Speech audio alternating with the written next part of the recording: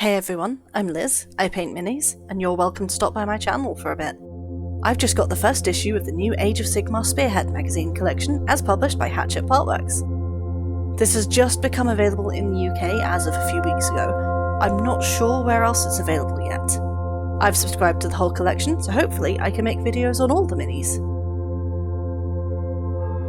In issue 1, we have 4 models, 2 Skaven, a Grey Seer and a Warlock engineer, and 2 Stormcast, a Lord Veritant with Gryph-crow. In this first issue, we find the magazine, the 4 models on sprues plus their bases, and also some dice. When you play Spearhead, you'll need to use these dice to make attacks and moves and so on, so let's hold on to these for now. I've also got a fancy poster and a battle map. The way that Spearheads work is there are a preset number of models and units that make up an army. You can find all the Spearheads in the Age of Sigmar app. We know this collection will feature 12 different armies, and many of these armies have multiple Spearheads available. The Stormcast Spearhead featured in this collection is the Vigilant Brotherhood, and the Skaven Spearhead featured is the Northeast Clawback. Over the next 2 issues, more models will become available until we have 2 full armies to play with. Now, there is one thing that I wanted to do as part of my whole Paint the Spearhead magazine project, and that is figure out how much each magazine could save you versus buying the models separately. Unfortunately, I've already hit a wall with this, because these 3 units are only available as part of the current Spearhead starter set. It's very likely that these will be made available separately later when the starter set gets replaced, so when they become available I'll update my list. But for now, the magazine costs $2.99 and the starter set is £134. So let's get started assembling. Assembling kind of has 3 stages. You gotta snip pieces off the sprue, clean up the edges, and then stick it all together. When you cut pieces off the sprue, you want to try and snip as close to the edge of the piece as possible, without cutting into the edge. This will minimise the amount you need to clean up later.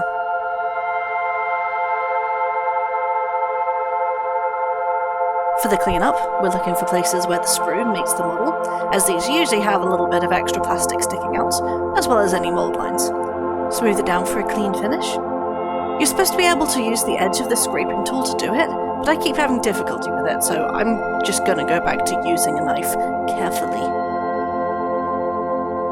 These models are really quite easy to stick together. They're push-fit models, meaning they have all these pegs and holes you just need to line up.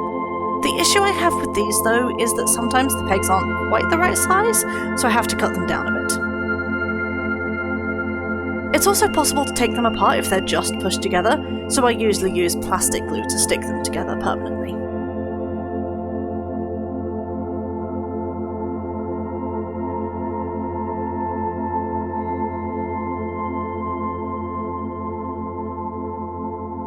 Now, I did decide against fully assembling the Lord Veritant. This is because I know that these pieces are going to be really difficult to paint if it's fully assembled. I won't be able to fit a brush down in all the crevices, much less think about highlighting or shading, so I'm just keeping the cloak and the shield separate.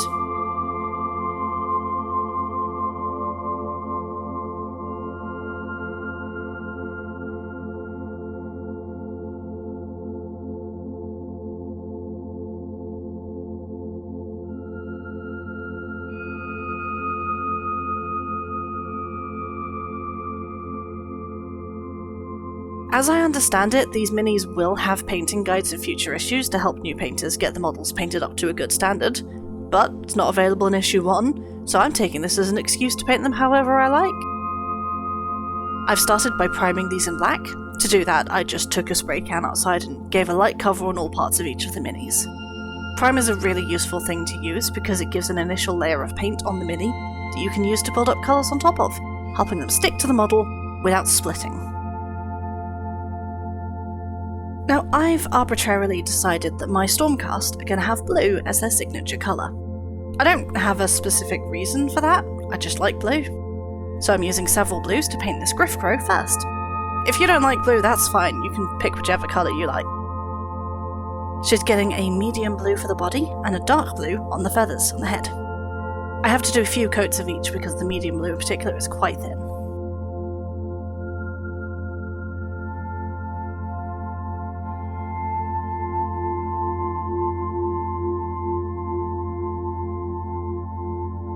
I also painted the talons and the beak in an off-yellow colour.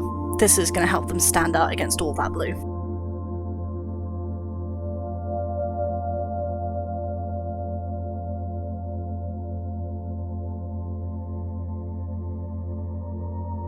Now, I did have to go back and add some blue to the feet where I'd missed some spots, because I couldn't actually see them before. This sort of back and forth is fairly normal for mini painting. You get used to it. Once I'm happy with how the blue looks, I'm doing a dry brush with some more blues. To do this, I just dab my dry brush in one of the colours, swipe most of it away on this sprue-covered lump, which gets the majority of the colour off the brush to make it possible to hit just the high parts of the feathers instead of coating the whole lot. The head is getting a nice teal blue, which is quite subtle but looks very lovely in real life. And the body is getting a light blue, which I mixed with a little bit of white.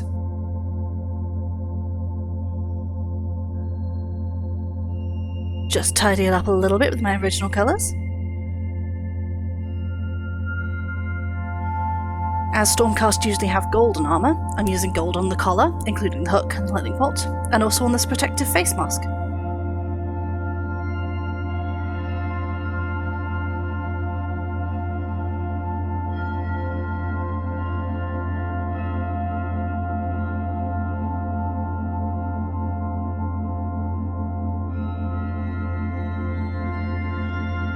And once I'm happy with all these colours, I can paint the base. It's fairly simple because our Gryph-crow friend is standing on a rock that I can just paint dark brown.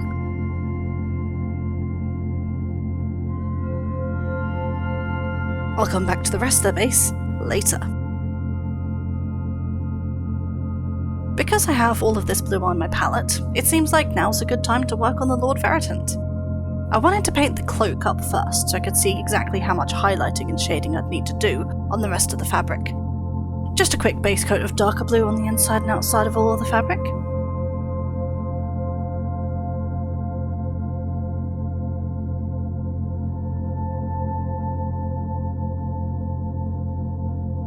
Most of the armour on this guy is going to be golden. This is the sort of mini that has lots of fun details that would be really great for non-metallic metal. My skills aren't quite that good yet, so I'm just going to use actual metallic paints. Someday I will be good enough for it.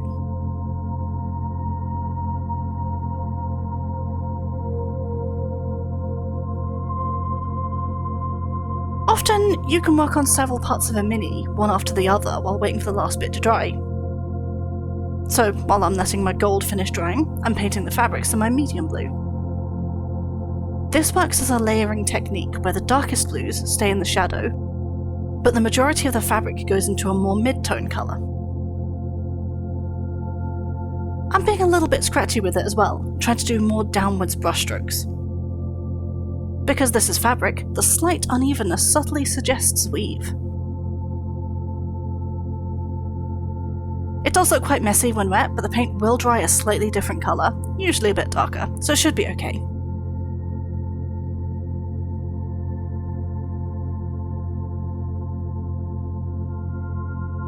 I'm using my lightest blue to highlight where the very edges of the fabric lay, as these are the bits that get the most light and thus will be brighter.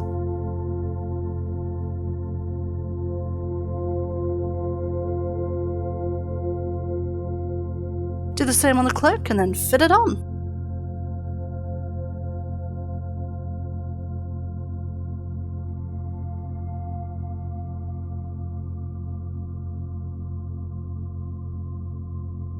Let's get a little more contrast in with some silver. It's going on the chainmail, the gorget, and the sword, as well as a few errant chains here and there.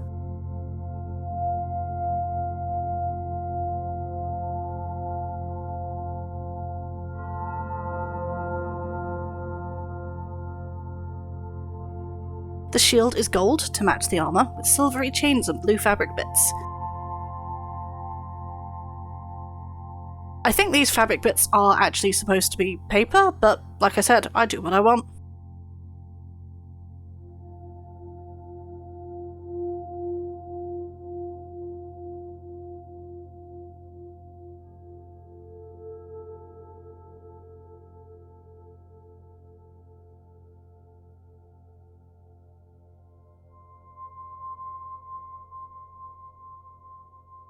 And now it's time for fire! I do enjoy painting fire, mostly because I've figured out how to make it look good, but still be really easy to do. In short, it's just a yellow base coat, an orange mid-tone, and red on the most outsidey bits, and then just mix each of the colours together with another and dab it in on the middle bits. Fire's quite dynamic, so it doesn't really matter if the part looks a little bit weird, as long as the overall effect works. I do find that it's usually best to paint the fire, and then paint whatever's holding the fire, because the flames can get a little messy.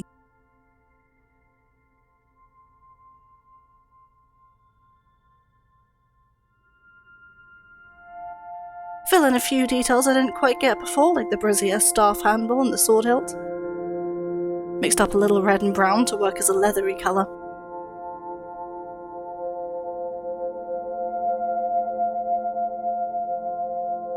This is the point where I decided that the cloak was a little bit off.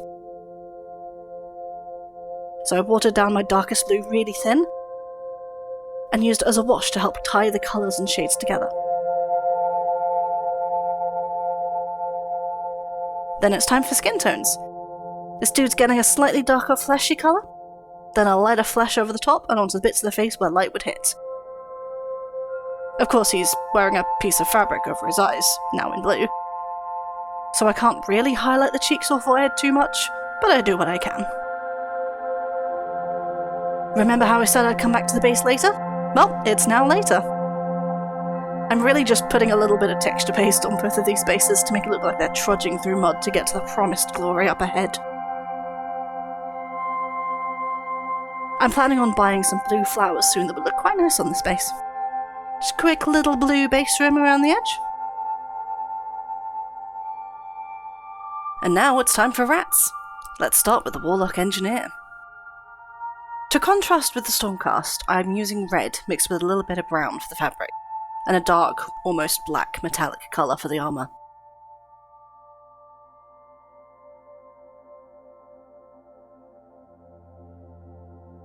This gives a little bit of a grungy look, which is perfect for an Agent of Chaos. This guy's got a fancy rifle that shoots bombs. I'm painting the wood of the stock in brown. Later on, I'll add some metallics, in both dark and light colours to the metal bits, like the banding and the barrel itself as well. One detail I really love on these Skaven are these tiny rats that are on both of these minis. I don't think every Skaven model has these, but they're a lovely little bit of detail on these two. I love these tiny rats, they're so cute.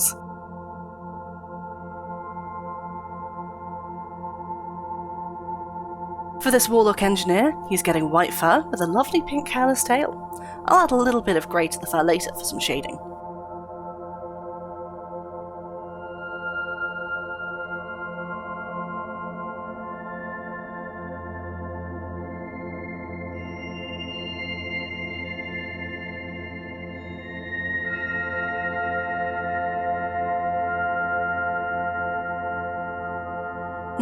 I do think this model's a little bit dark for my liking, so I've added a few selected bronze elements, like on this large bomb that the guy's standing on, as well as the one he's holding in his hands.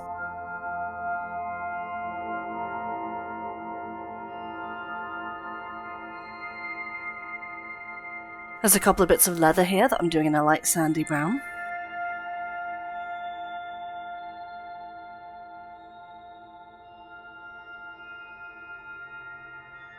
For these cables, as well as the glass in the spyglass, I've mixed some of my lightest blue with a lot of white to create this nice pale blue.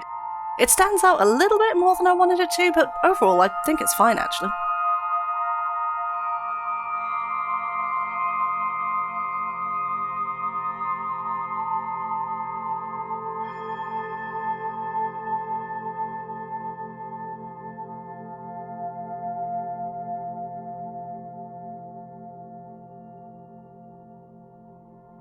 Now what I'm doing here is edge highlighting, so where you paint a very thin layer of a lighter colour on just the very edge of a surface. Technically I have shown this already with the Lord Veritant's cloak, but it works for a lot of surfaces, and it's one of the reasons why Warhammer models really look that good.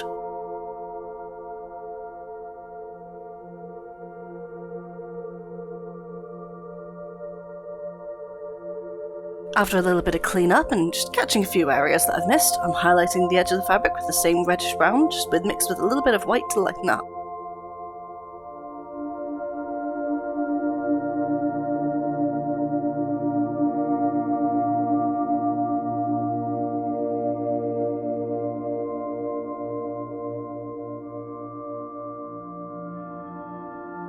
This is the same pink I used for the tail, just on the nose, toes, ears, and hands.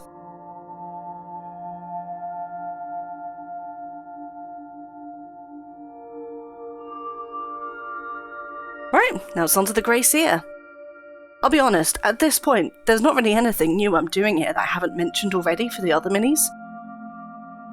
Just base coating, highlighting, dry brushing, washes, all of that. Make sure my brushes gets in all the details properly. Nothing really new.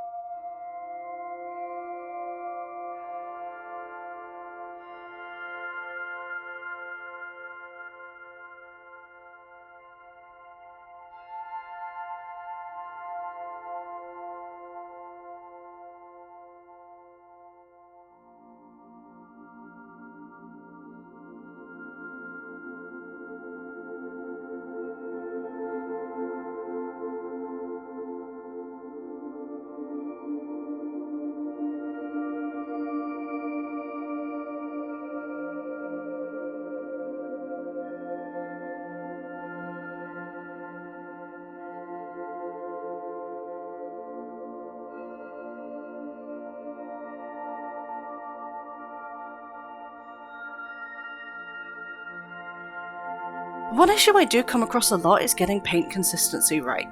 A lot of paints need to be watered down just a little bit to help them flow better. But the trouble is, it's really easy to overwater your paints, especially if you use a wet palette like I do, or if you don't dry your brush off properly, like I also do. And it's much more difficult with lighter colours. There's something in the size of the pigments that makes them already a lot harder to work with, even before it comes to actually thinning them down. Either way, it usually just means a layer or two more and maybe a bit more cleanup.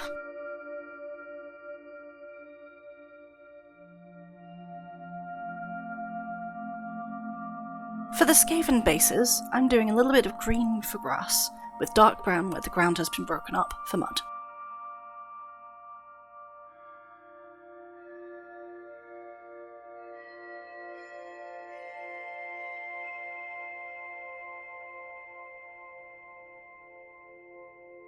I'm also dabbing a little bit of brown onto the green to make it look a little more dynamic.